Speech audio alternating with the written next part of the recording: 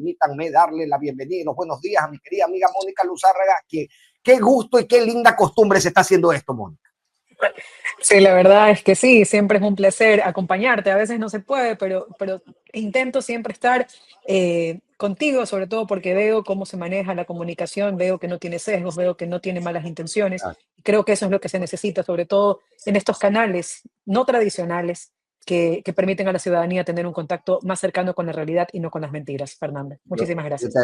Yo te agradezco muchísimo que tengas tus palabras, por supuesto, y que tengas siempre la predisposición de estar con nosotros. Y hoy me salió en jackpot, porque fíjate, iniciaba hablando de la constitucionalidad condicionada, que parece empezar a ser la carta fácil de la Corte Constitucional. Lo fue en febrero cuando discutíamos sobre el tema de la licencia, con una resolución que queda un poco en el aire y que no da luces claras sobre cómo proceder frente a ello, y esto ocasiona que el presidente, digamos, siga abusando de la norma en esa zona gris. Nuevamente cae en una zona gris una resolución de Corte Constitucional. Mónica, dame tus impresiones, más allá de que el tema para el que nos estamos convocados no es precisamente.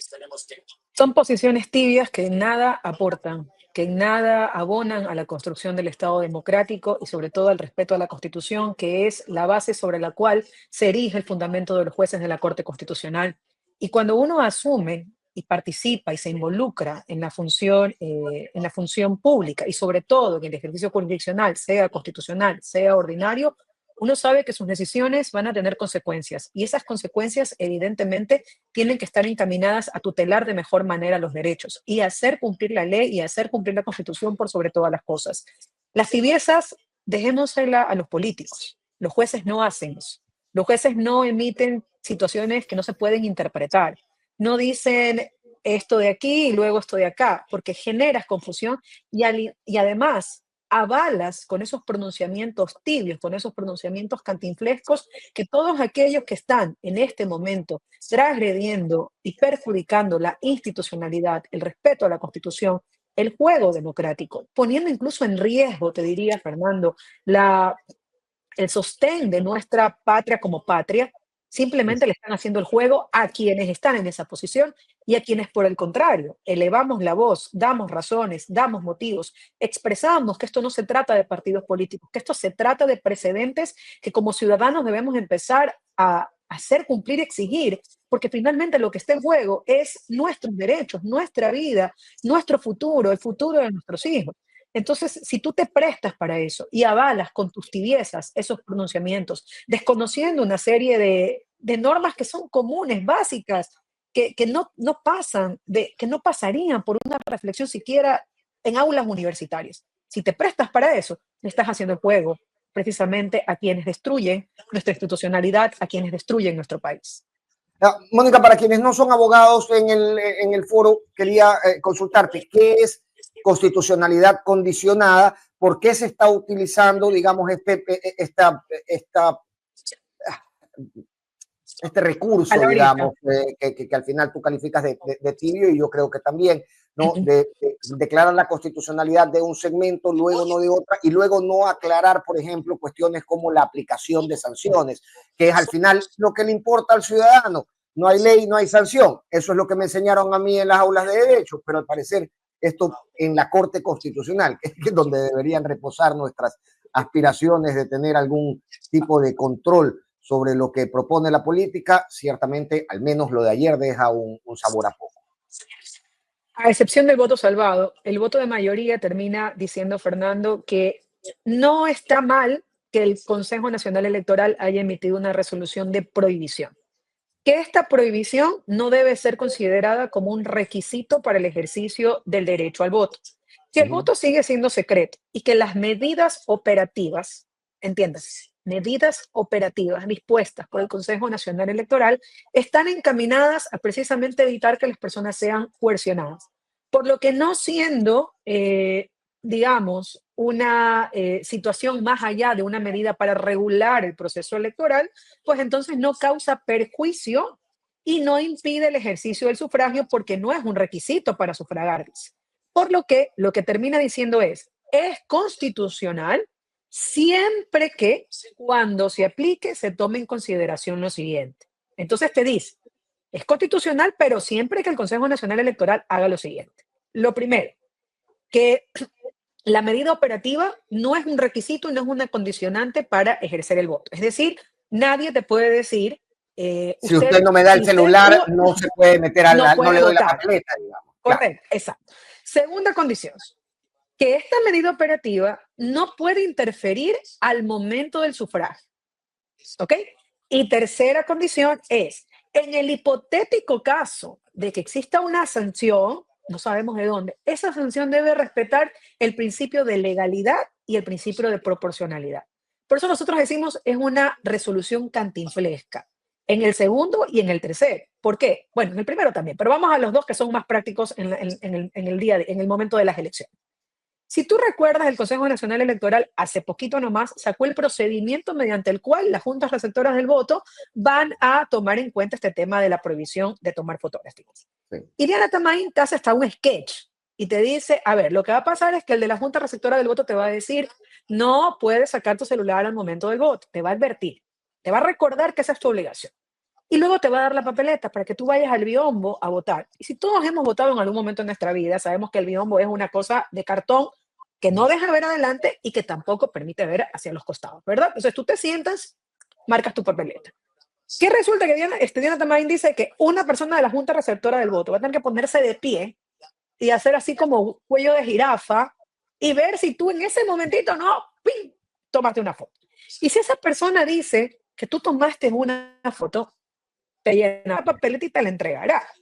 Lo cual, uno, eso no representa una interferencia al momento del sufragio, porque aquí viene el tema, ¿no? Va a haber, se abre el camino de, oiga, lo estoy viendo, no haga eso, señor. O sea, ¿Y usted por qué es un diantres show. mira para adentro de mi biombo? Exacto, ¿y Claro. usted por qué está mirando para dentro del biombo? Ok, Claro. luego, al momento de generarte la papeleta, la multa es de 9.000 a 32.000 dólares, Fernando. Entonces, cuando la corte te dice, en el hipotético caso, no, no es hipotético, porque ya el CNE dijo cuál era la multa.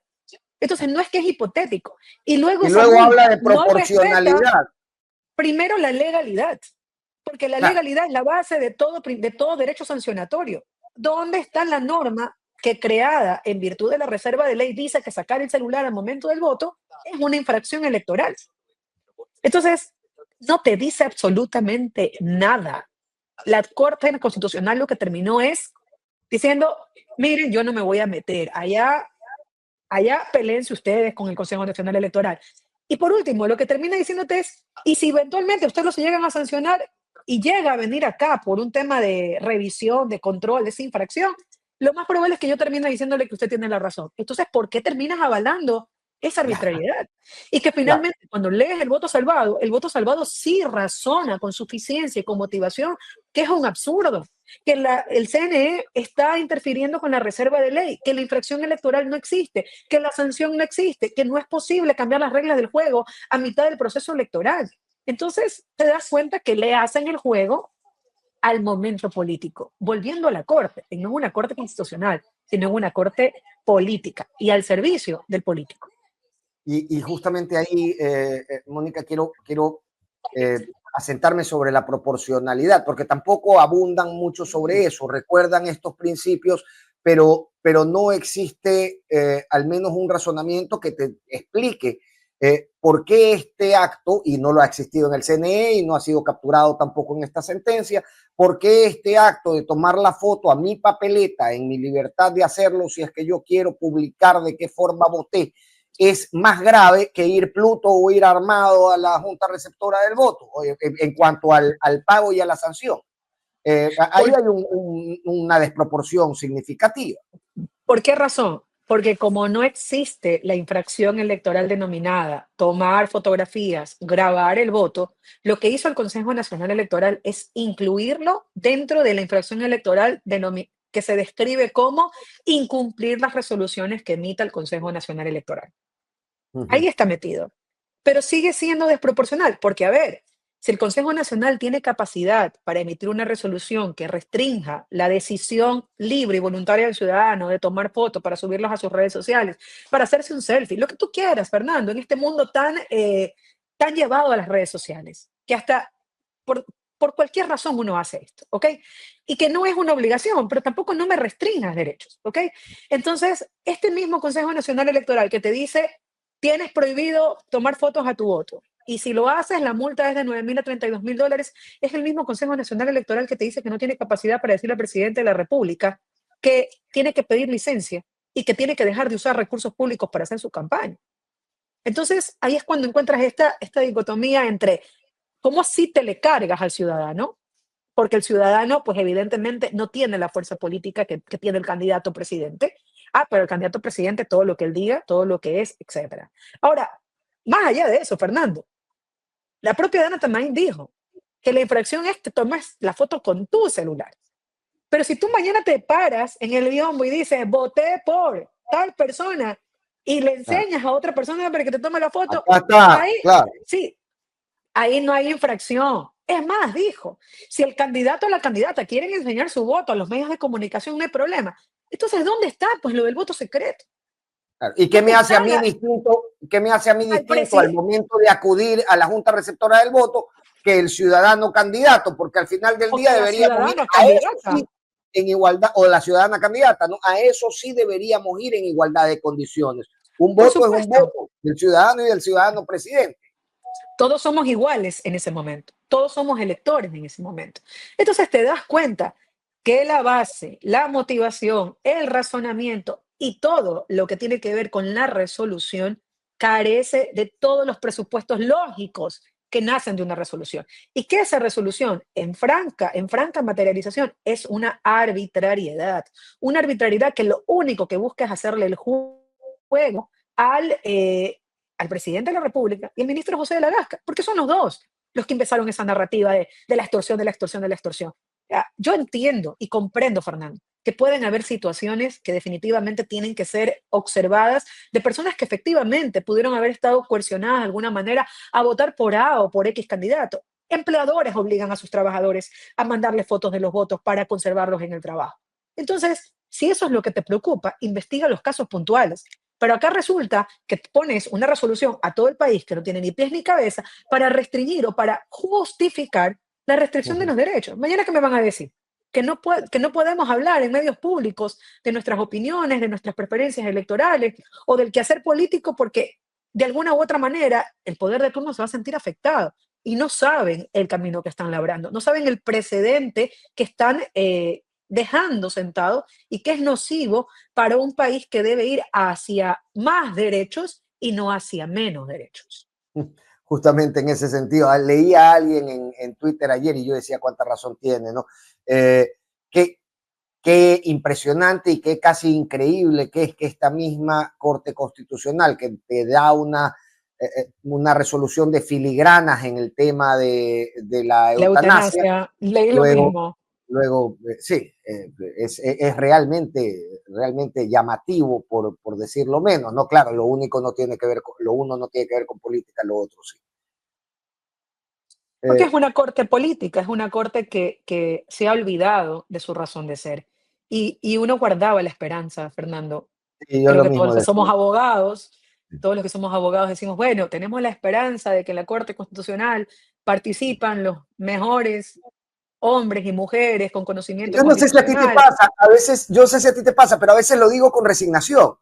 O sea, digo, yo sé que se va a tardar, yo sé que esto, digamos, no va a estar en los tiempos en que sería ideal, pero al final sé que existe la Corte Constitucional y con esa resignación digo, bueno, ok, eventualmente saldrá esto, ¿no? Lo que pasa es que si te das cuenta cómo últimamente se están formando los concursos, cómo se están designando las autoridades, se presta para esto.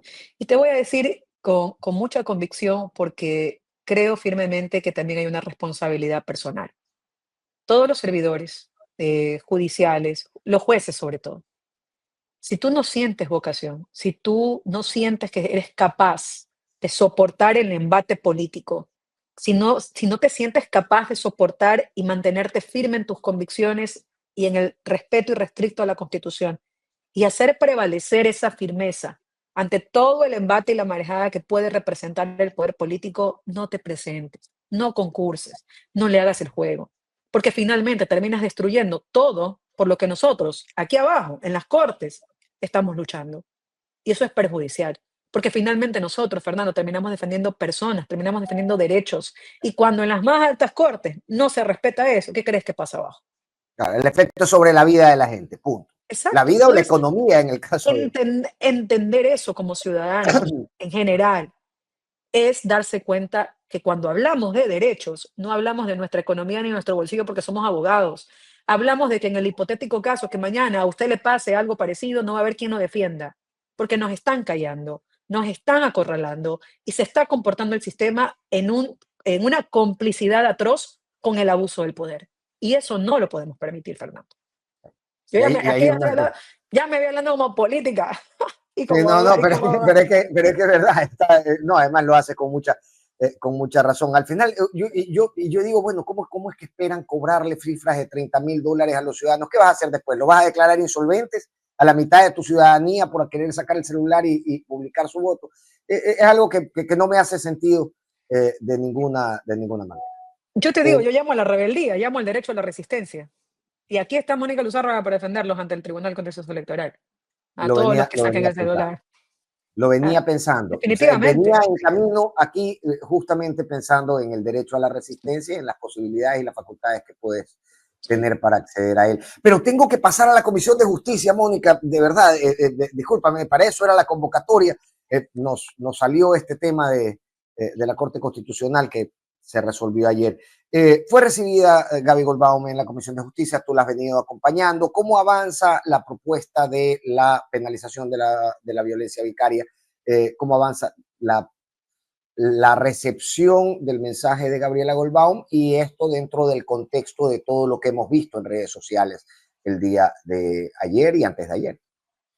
Fernando, a mí me encantaría decirte que además de recibir a Gabriela Goldbaum y evidentemente su testimonio, su puesta de abanderarse de esta lucha que representa el clamor de muchísimas mujeres. Además, en la Comisión de Justicia tuvimos el agrado de ser invitadas otras personas y ya en una posición particular. En mi caso, como especialista en derecho penal y luego mujeres, la abogada Jessica Jaramillo, que es Mm, abogada especializada en género.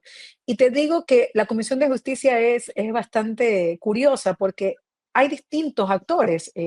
Está Gisela Garzón, está el asambleísta Fernando Cedeño, pero también están personas como María Fernanda Araújo, están personas como Vicente Tayano, que tienen sus discrepancias con respecto a cómo se está intentando tipificar la conducta.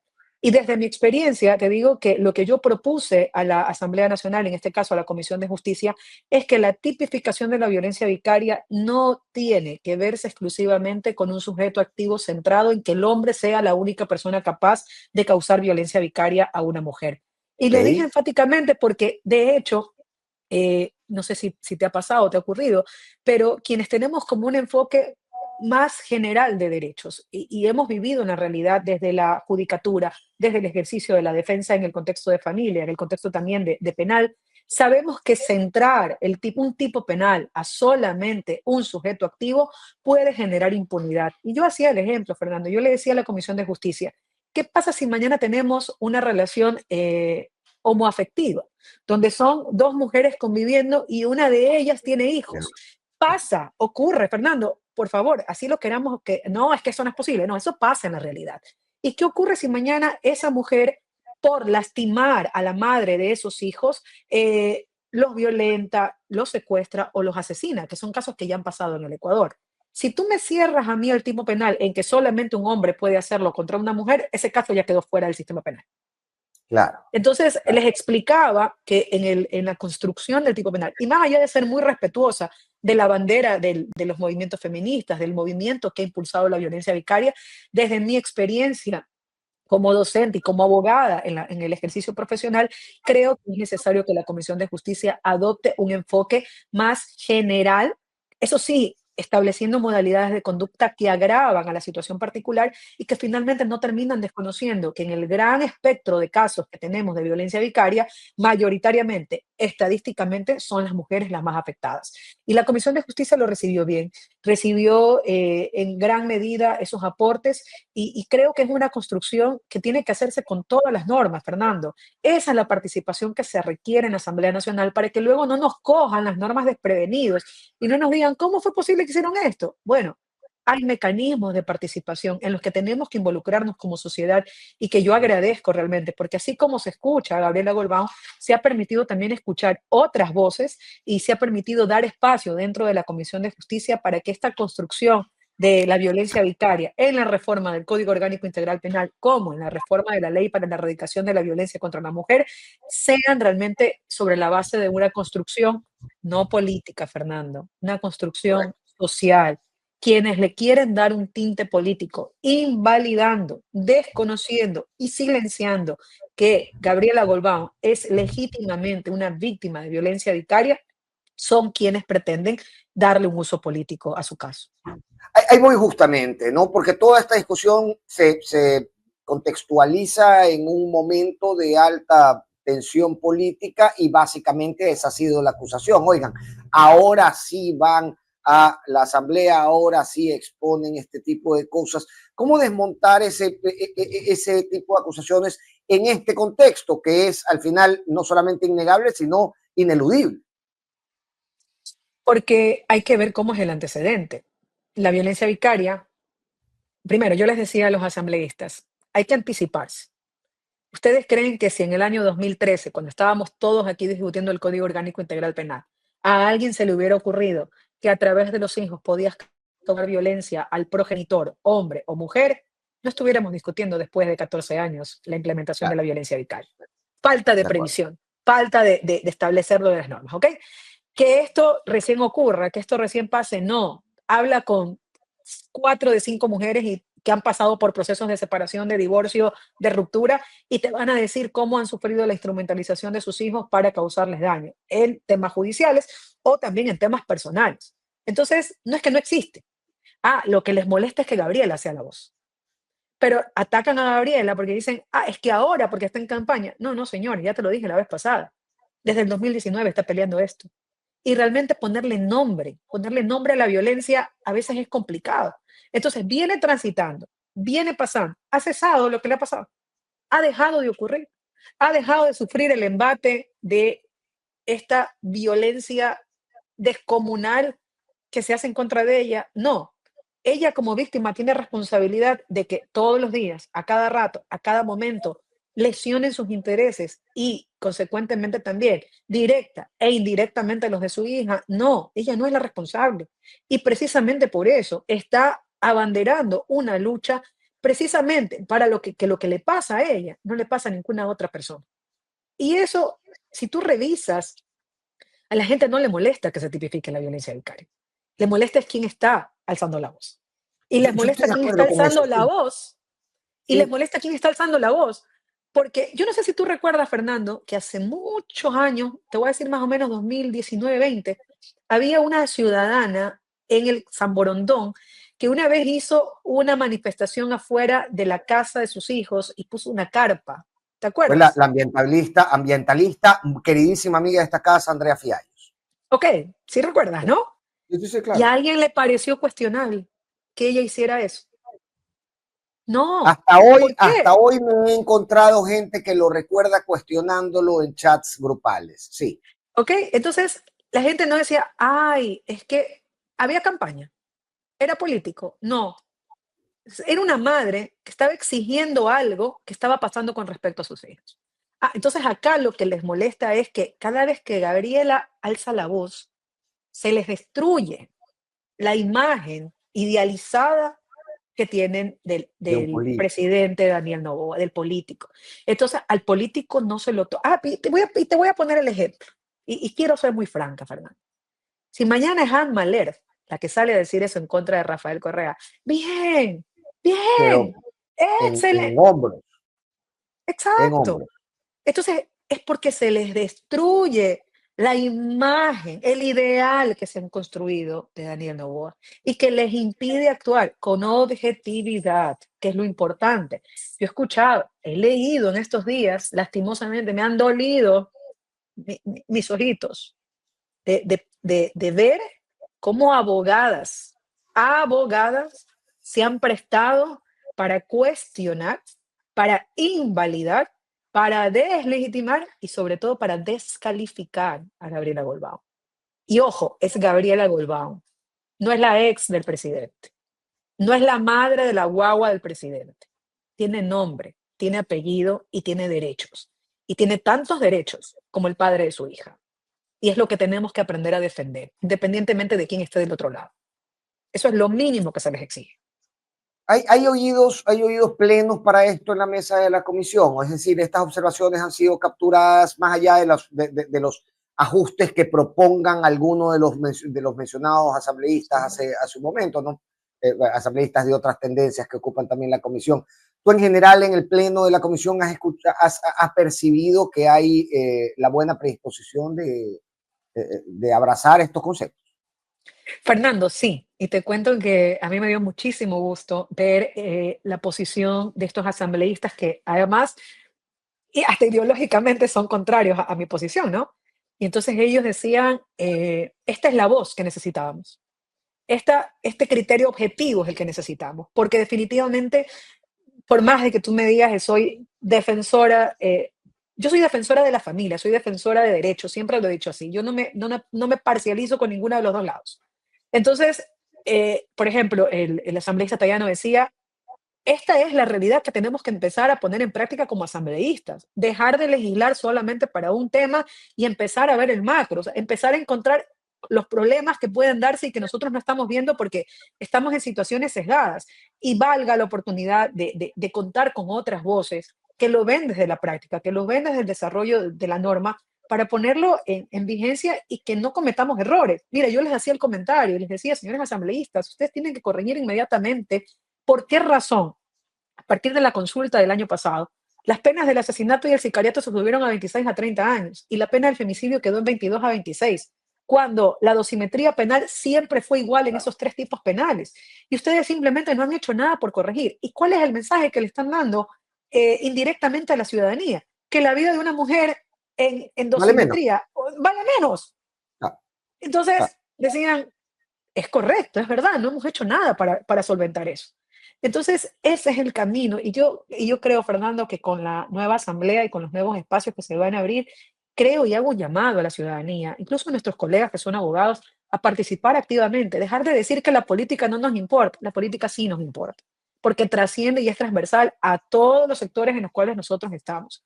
Y es necesario alzar las voces para precisamente ser parte de una construcción de una sociedad más justa, más humana, más democrática y con mejores leyes en beneficio del país. Y justamente a eso voy a los calendarios, ¿no? Está por instalarse una nueva composición legislativa que, digamos, que cambiará también la composición de la comisión que propondrá esta reforma. ¿Cómo observas en este contexto? Tal vez ya cuando se instalen el 14 de mayo, las aguas políticas estén un poco más reposadas, pero sin embargo, tienes a la mitad del pleno prácticamente, o un tercio del pleno prácticamente, con una clara tendencia a oponerse a esta propuesta. Eh, Que no te asombre, Fernando, que no te asombre, Fernando, y que no les asombre a la ciudadanía. Este proyecto está desde el año 2022, no está desde el año 2024, no es del año pasado, no es del calendario electoral, no. Es un proyecto de reforma que se ha venido estancando, olvidando y que realmente necesita voces activas dentro de la Asamblea Nacional para generar su implementación. Que esto, evidentemente, de reconformarse la Comisión de Justicia quede o pase a un plano secundario. Y al pasar a un plano secundario, también otras reformas que se necesitan en materia penal urgentes. Lastimosamente, lo que tendríamos que hacer desde la sociedad civil es seguir alzando la voz para exigir adicionalmente, a la Asamblea que gestione lo que tiene que gestionar y que finalmente es lo que quienes estamos acá necesitamos. oye, Pero ya pero hemos importante también mencionado, ¿no? mencionar, perdón, Moni. Que en muchísimos casos, el año pasado, por ejemplo, salieron muchas leyes importantes, muchísimas. Entre esas, la ley, por ejemplo, una de las exigencias era garantizar el acceso de los niños con autismo al sistema educativo. Sí. ¿Qué se hizo en la Asamblea Nacional? Se boicoteó esa propuesta. Luego están todas las leyes que han salido de la Asamblea Nacional, incluso aprobadas por mayoría, que han sido vetadas por el Ejecutivo. Es decir, que se impide la labor legislativa. Hay que también cuestionarse cómo se va quitando peso a un poder del Estado que es más representativo que el presidente de la República. Porque se sirve de ciudadanos de todo el país, que lastimosamente, mientras tengas un presidente que se dedique a boicotear, que se dedique a entorpecer la labor legislativa, pues lastimosamente nosotros los ciudadanos no vamos a ver resultados. Y es lo mismo que pasa con los GATS, por ejemplo. Tú tienes tienes autoridades locales que están de brazos cruzados, no pueden trabajar porque los recursos no bajan. ¿Y de quién percibe la ciudadanía que es el problema? Del local. Cuando no Claro, del entiendes que el alcalde. problema está en un ejecutivo que te niega los recursos para que tú puedas generar obra pública. Ni hacen ni dejan hacer, decía mi abuelita. Oye, pero importante señalar también que la proponente de esto y quien le ha dado impulso es Gisela Garzón, que no estará en la próxima conformación legislativa porque no se candidatizó. Entonces, que este pase de manos también me preocupa, ¿no? ¿Quién va a asumir la voz y el impulso de este proyecto con el mismo nivel que Gisela, que sabemos que tiene un gran nivel como legislador? Mira, ahí tenemos a Fernando Cedeño, que casualmente es el presidente de la Comisión de Justicia y quien acaba de ser reelecto como asambleísta por la provincia de Manabí. Y te digo, Fernando, con todo compromiso, pase quien pase, llegue quien llegue a la Comisión de Justicia, creo que si algo nos hemos propuesto y se han propuesto los movimientos que están buscando la tipificación de la violencia vicaria, es hacer desde la sociedad civil la diligencia necesaria para que esto pase independientemente de quién esté. Porque ya es hora de que se reconozca, se tipifique y se corrijan, sobre todo estos errores en materia penal que han sido inobservados y que simplemente han dejado pasar y que han convertido a nuestra norma penal en una norma como una colchita con parches. No puede seguir siendo la norma penal eso. Es un peligro para los ciudadanos tener algo así. Correcto, correcto. Ahora, Moni, y ya para dejarte ir, porque sé que estás ocupadita, ¿cómo llevar este mensaje, digamos, en medio de una campaña política, en medio de la situación también personal de Gabriela Goldbaum, que genera ciertas reacciones, como hemos dicho? ¿Cómo separar a la persona del mensaje? Que yo creo que al final comunicacionalmente también es el desafío para poder asentar como una necesidad justa, muy aparte de los nombres que la promuevan esta reforma. Una de las cosas que más daño le hace a nuestra sociedad son los tabús. Hay temas que no se hablan, hay temas que no se dicen por temor al que dirán. Y te digo, Fernando, sobre todo en mi experiencia como defensora de víctimas, en su momento como juzgadora de violencia, que tuve que ver muchísimos casos de violencia, pienso que una de las cosas que más nos perjudican en el tema de violencia es el que dirán, el callar por el que dirán. No se puede separar a la persona del mensaje. Y te digo por qué. Porque sería decir prácticamente que cuando estás en una posición económica como la que ella está, cuando tienes un apellido como el que tiene ella, lo recomendable es no hablar, lo recomendable es no dañar.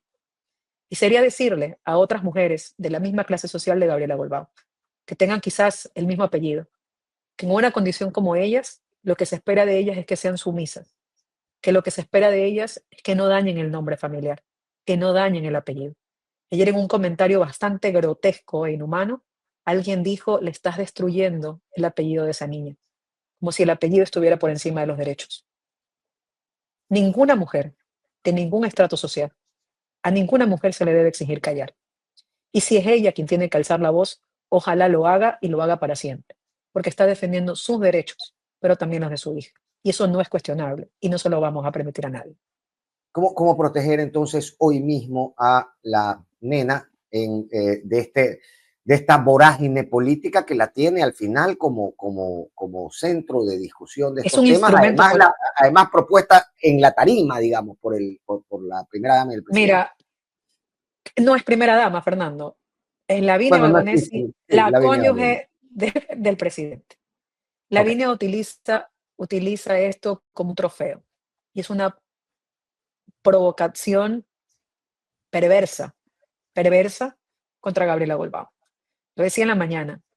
Gabriela que ha dicho en público, no me dejas ver a mi hija, no me dejas hablar con mi hija, no gestionas como padre que yo me pueda comunicar con mi hija. Me llevas y me acorralas a que use un puente que no es un puente válido en una relación del contexto de familia. Y Luego de que yo denuncio públicamente lo que me estás haciendo, entonces sacas a mi hija en un acto proselitista de la mano de la persona que me hiere. Eso, además de ser un atentado flagrante a la prohibición de no instrumentalizar a los niños en la política, es decirle a Gabriela Golbán, ¿quieres ver a tu hija? La vas a ver aquí, parada al lado mío, al lado de la persona que te lastima, al lado de la persona que se te burla, al lado de la persona que te humilla. Aquí la vas a ver. Esa pobre niña no sabe dónde está. La pobre niña no sabe que está siendo un instrumento político, pero también un instrumento de daño para su madre. Eso es cuestionable, eso sí es cuestionable. Así que se destruyan los ideales, que se destruyan los ideales. Que se tienen que caer las máscaras, que se caigan las máscaras, Fernando. Eso es lo necesario. Contundente, contundente y clarísimo, querida Mónica. Te mando un gigante abrazo. Gracias, gracias. Mira que había aguantado el tema para poder conversarlo contigo, justamente por esto, para no caer en imprecisiones, porque el tema es sumamente delicado. Así que te lo agradezco muchísimo. A ti, Fernando, y a todas las personas que están conectadas, un abrazo y como siempre, un placer compartir con ustedes. Mi abrazo muy cariñoso. Muchas gracias, querida. Un Chao, abrazo. chao. Mónica Luzárraga, abogada experta en derecho penal, que ha acompañado, llevado el acompañamiento jurídico de Gabriela Golbán.